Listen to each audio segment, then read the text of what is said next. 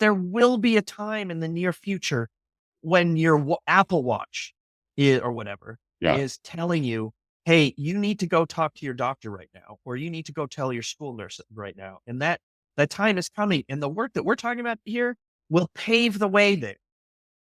Yeah.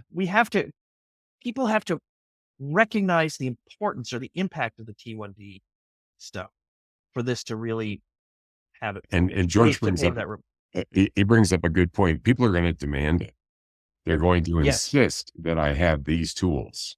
So Barbara Davis, I think, is doing some studies with that. And one of the ways they minimize the stress on the pediatrician is they do blinded CGMs. And it's very controversial. Some of the families don't like the idea of being blinded. But in essence, you've got the machine, because this child is not requiring insulin will not have pathologic lows, hypoglycemia. What you're looking for is a trend that they're becoming dysglycemic. So you can blind the monitor, and then the pediatrician and the peds endo are the only ones seeing the data and figuring out when the kid's ready for insulin before decay. That's one way they're doing it, but the families, some don't like it. They want to know the data. It's their data. They want to have access to it. You can now buy one without a prescription and put it on yourself in a text or your cell phone. So they're like, why are you preventing me from seeing my own data? But that will probably be the future, right? More monitoring of our bodies through different gadgets.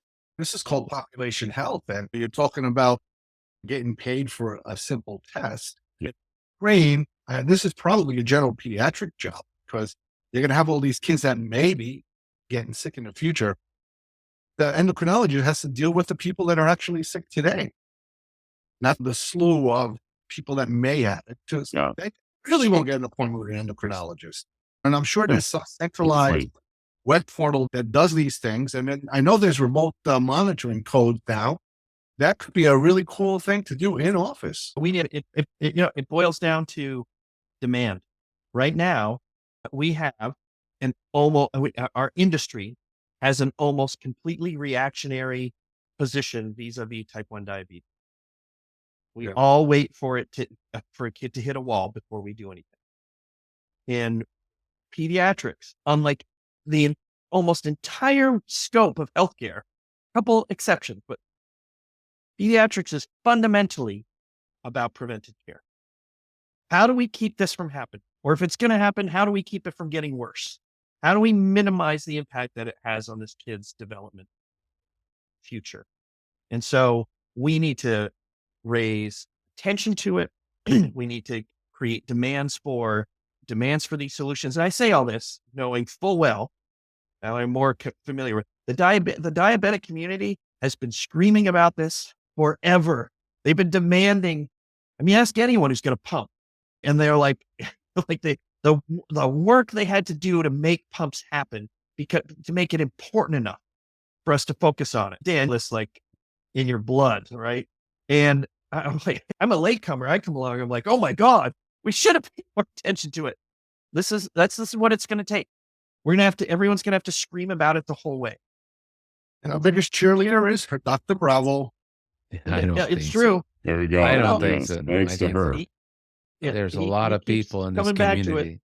There's a lot of people in this community that are very genuinely committed to finding the cure. Yes, they are. But you need to get the message out, and you're very loud. So you get the message out. I am very loud. Consistent. He's You've very done consistent. a great job. Thank you, guys. You're very kind.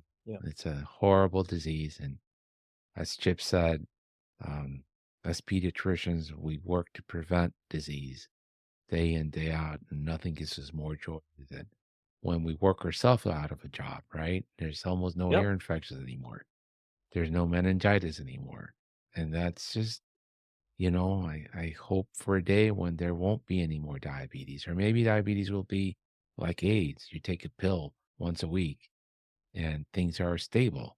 It's a chronic disease that doesn't demand so much out of the families. Doctors will look at it. We get rid of this disease, I'll have nothing to do. You know what? I've watched diseases come and go. I still have things to do all the time.